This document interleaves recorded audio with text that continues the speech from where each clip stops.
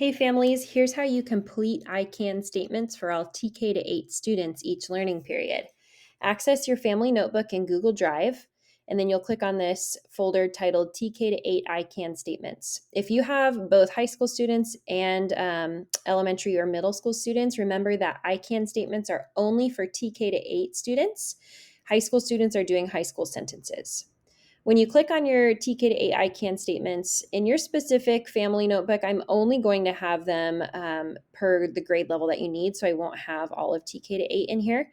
I will only have the grade levels that you need specific to your student. But let's pretend you have a 5th grade student.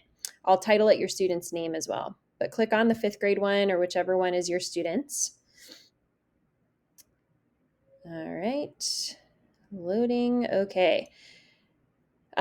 Once it loads, you'll notice that at the bottom, there are tabs for each of the 4 core subjects, okay? So each learning period, you'll need to go in, and it's designated also by learning period here. So say for learning period 1, you touched on a few. You will click on it. You can do an X or a check mark. It doesn't matter to me. And then be sure that you're hitting probably about 8 to 10 per learning period so that you can hit most of them by the end of the school year. Our goal is to hit 80 to 90% by the end of the school year. Otherwise, we would start to have questions about what was covered. Also, it's a really great reminder to remember that the student does not have to master the concept in order for you to mark it off. As long as you taught through it and the student was exposed, then you can check off the I can statement. Student mastery is not necessary for you to check off an I can statement.